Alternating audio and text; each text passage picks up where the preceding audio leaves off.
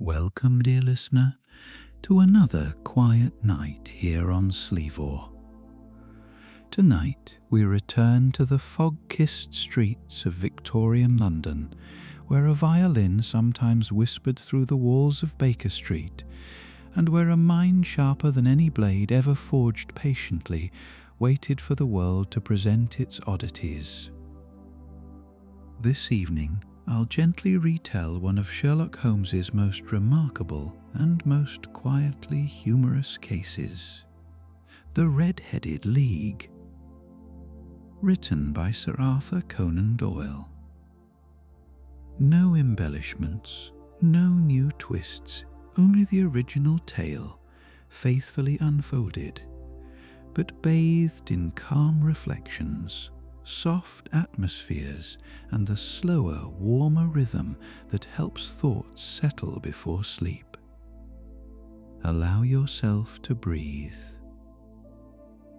Allow the dim lamplight of Baker Street to rise in your imagination, and let us walk into the story as Dr. Watson once walked into Holmes's sitting room, unaware that a strange puzzle of red-haired men, sudden employment, and a mysterious league was about to begin.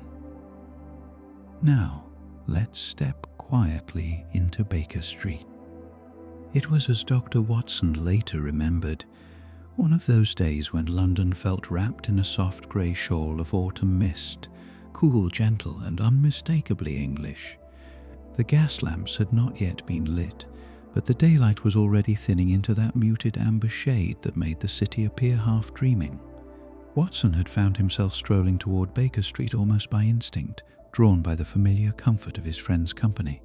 He had been busy with patients all week, and the pull toward Holmes's unmatched presence, his razor intellect, his odd habits, and the strange serenity of his chaotic sitting room felt irresistible. When Watson climbed the steps and opened the door, he found Holmes deep in conversation with a visitor. The scene was almost quiet enough to be tender.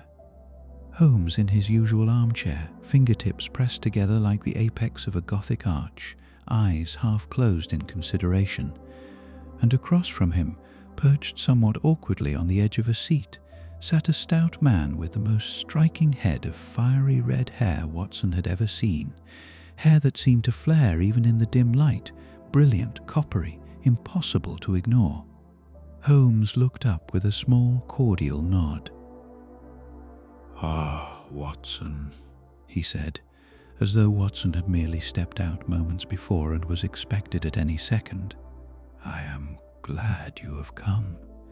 You may be able to help us with your medical judgment, or, at the very least, your sympathy." The red-haired gentleman shifted in his seat, relieved to see another friendly face. Holmes gestured for Watson to sit. "This," Holmes continued, "is Mr. Jabez Wilson, a pawnbroker of Coburg Square, and he has brought us a most curious narrative." Watson studied the visitor. Wilson's expression was a mix of bewilderment and worry, softened by a kind of gentle earnestness. He looked like a man who had been genuinely wronged, but did not yet understand how. His clothes were respectable but slightly worn. His hands, broad and heavy, bore the marks of manual work. He seemed the sort who had lived a life of simple routines, until clearly those routines had been disrupted by something strange.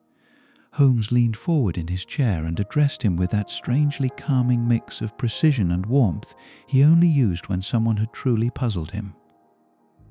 "Perhaps," Holmes said, "you would be so good as to repeat your story from the beginning for my friend here."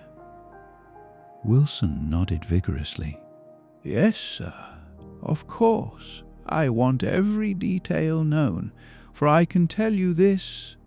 I've been most cruelly deceived, Mr. Holmes, most cruelly indeed." And so, with a slow breath, he began.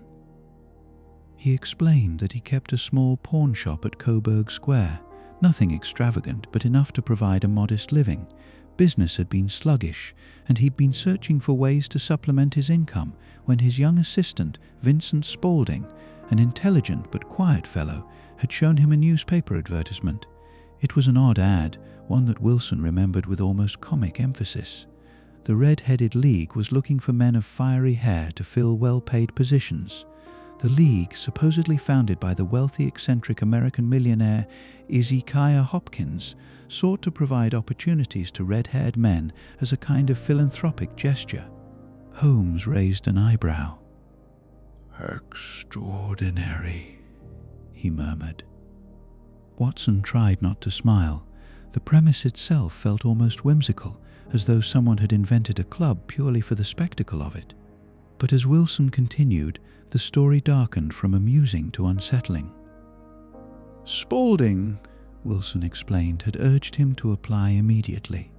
So, the next morning, Wilson travelled to Fleet Street to find the offices of the Red-Headed League, only to discover a crowd of red-haired men so enormous and varied that Watson could almost picture the street glowing with an unintentional spectrum of fiery hues.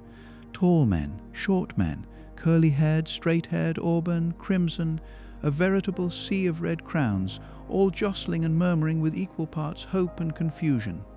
Wilson, not a man fond of crowds, had nearly turned back, but Spaulding had pushed him forward and insisted he had the brightest hair of all. A comment delivered more with strategy than truth, Wilson admitted with a shy, embarrassed smile. Holmes listened intently, his eyes half closed in that way he had when mapping the shape of a case before the facts fully revealed themselves.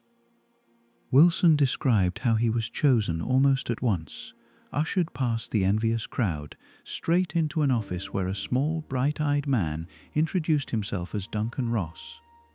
Ross confirmed Wilson's heritage, examined his hair with almost scientific seriousness, and then hired him for a wage of £4 a week, an unusually generous sum for seemingly trivial work. Watson leaned forward, intrigued. "What exactly was the work?" he asked gently. And here Wilson sighed, tapping his fingers on his knee with a mix of embarrassment and confusion. "Copying?" he replied.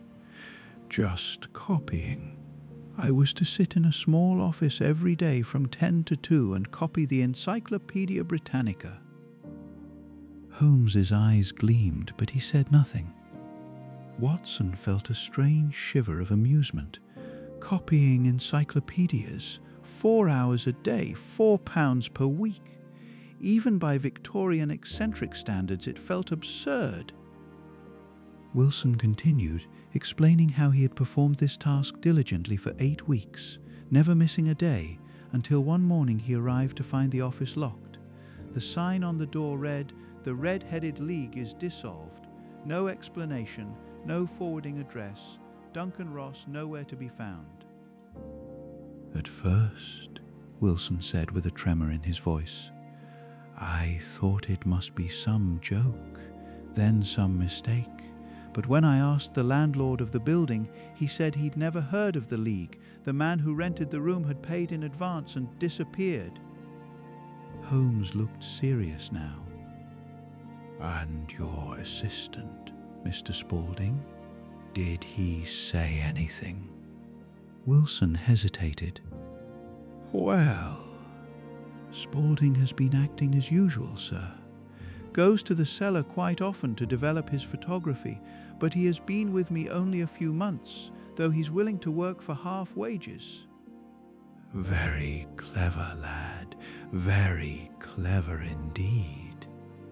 Holmes nodded slowly. "Very clever," he repeated, almost to himself. Watson felt the pieces shift.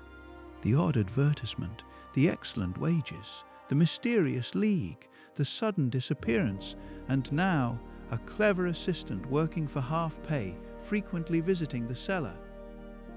Holmes stood abruptly, the air in the room tightening like a bowstring. "Watson," he said, brushing off his coat, "we must see Coburg Square at once."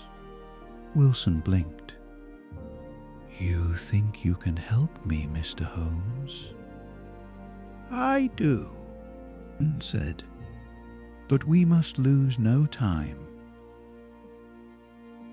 And so the three men stepped out into the soft London evening, where the fog curled gently in the quiet air like the breath of the city itself. The streets were dimming, lanterns beginning to glow like small captured stars. Their footsteps echoed faintly as they moved with purpose through the narrowing light, the city unfolding around them like a calm, waiting labyrinth. The puzzle of the red-headed League had begun to unspool, and Holmes was already walking at the sharp, steady pace of a man who could see the shape of a crime hidden where others saw only coincidence. And the night deepened around them. The streets seemed quieter as Holmes, Watson and Mr. Jabez Wilson made their way across London. Evening fog had rolled in thickly now, softening the glow of gas lamps into halos and giving every corner the softened hush of a dream. Their steps echoed gently on the cobblestones, the world narrowing to muted greys and warm pockets of lamplight. Wilson walked slightly ahead, anxious and flustered, his cane clicking at an uneven rhythm. Holmes, meanwhile, strode with that peculiar intensity, silent, sharp, and somehow peaceful, as though his mind had already leapt far ahead, tracing paths invisible to others. Watson watched his friend carefully. Holmes's expression was composed, but Watson sensed an energy beneath the calm, a tautness like the quiet before a storm. Something in the case had ignited him, and that was always a sign that events were about to accelerate. Coburg Square was not far. When they reached it, Wilson stopped, pointed to his small shop and looked at Holmes expectantly. Holmes surveyed the square with slow, deliberate attention. It was a modest place, shops pressed shoulder to shoulder, brick facades dulled by time, windows closed against the chill. The square itself felt ordinary, almost comfortingly mundane, yet Holmes regarded it as if it were the stage of some intricate drama. "I wish to inspect the outside of your premises," Holmes said quietly. Wilson agreed and stepped aside while Holmes paced in widening circles, tapping the pavement lightly with his cane. He circled behind the pawnshop into a narrow alley that smelled faintly of damp stone and old wood. Watson followed. Holmes paused often, bending to study the ground, the arrangement of bricks, the angle of the shop walls. To Watson it might have appeared eccentric or trivial, but he'd seen too many extraordinary deductions emerge from such humble beginnings. At one point, Holmes crouched low and placed his ear to the pavement. "Interesting," he murmured. "What is it?" Watson asked. Holmes tapped the ground with 2 fingers. "A hollow resonance, not natural for this spot. It suggests construction beneath." The implication flickered through Watson's mind. A cellar, a tunnel, a reason for Spaulding's constant trips below. The pieces began aligning, though not yet into a complete picture. Holmes straightened abruptly.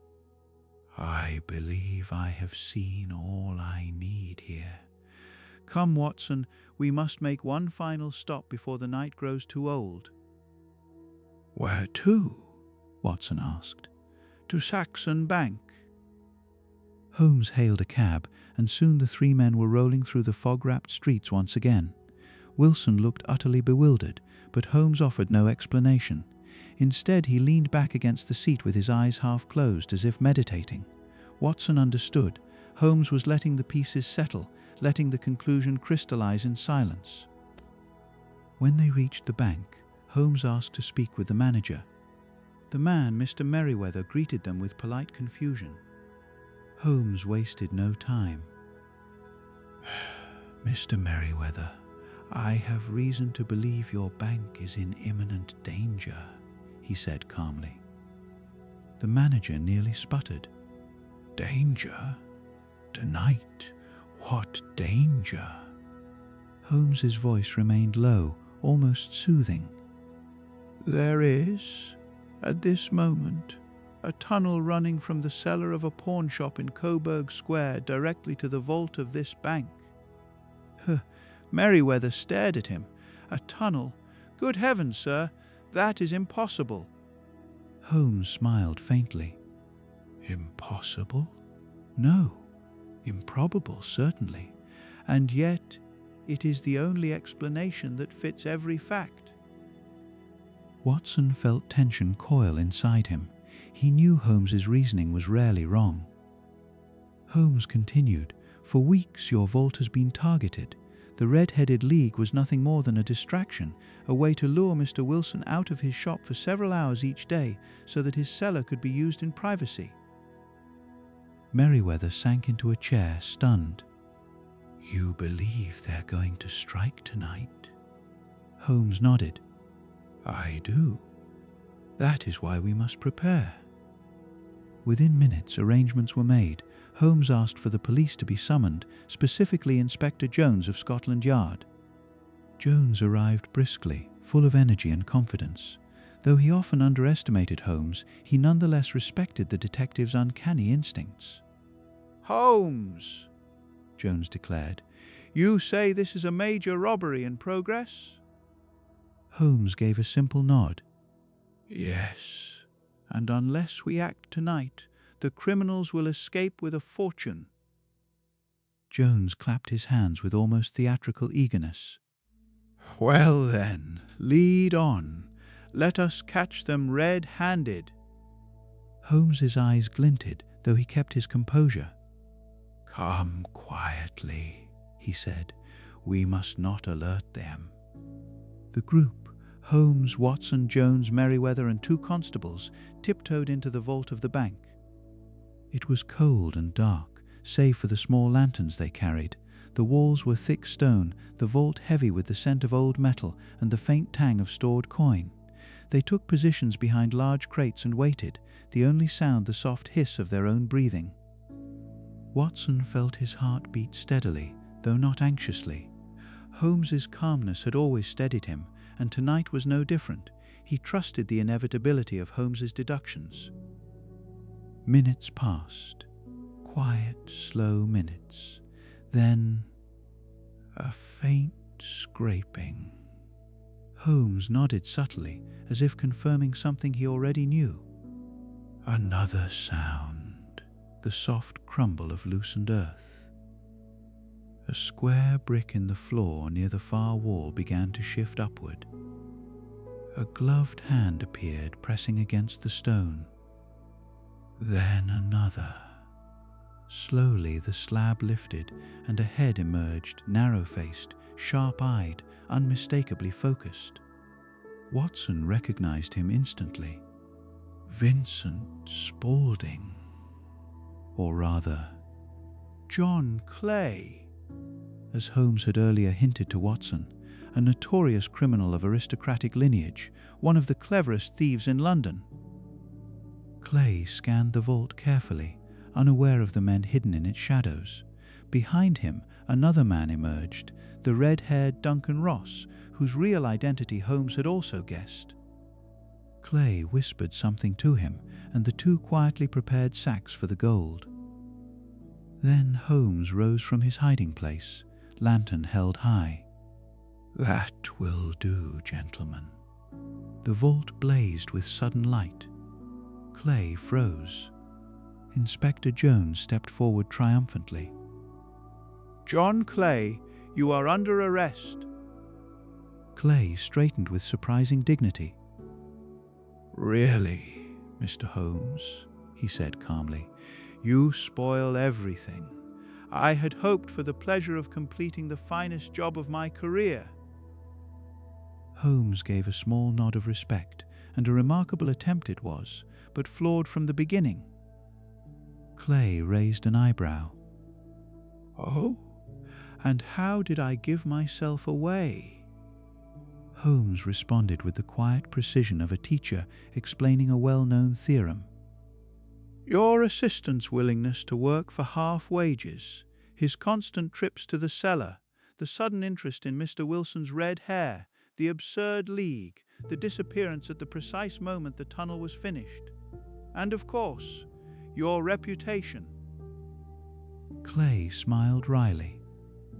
"You flatter me." "Not at all," Holmes said. "You are extremely talented.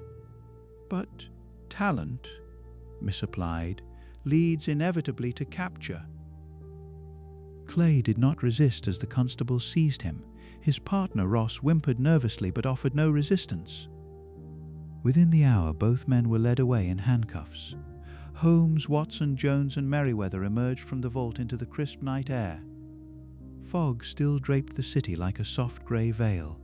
Wilson, who had been waiting anxiously outside, rushed forward. "Well, Mr. Holmes?" he asked breathlessly. Holmes gave him a reassuring smile. "The Red-Headed League was merely a trick to remove you from your shop. The criminals tunneled through your cellar. The danger has passed." Wilson exhaled deeply. "Bless me, what cunning devils! But you have done me great service, sir." Holmes waved dismissively. "I simply observed. You, Mr. Wilson, deserve no blame. Indeed, your perseverance in copying the encyclopedia for so long is commendable." Wilson, thank you, dear listener, for wandering tonight through the dim streets of Victorian London, through mysteries, fog, and the quiet brilliance of Sherlock Holmes. As the lanterns dim and the last notes of Baker Street fade, I hope this tale leaves your mind a little calmer, your thoughts a little softer, and your night a little easier to rest into. If you enjoyed this gentle retelling, you're always welcome to return to Sleevore, to Baker Street, to stories whispered slowly into the quiet hours. Good night, and sleep well.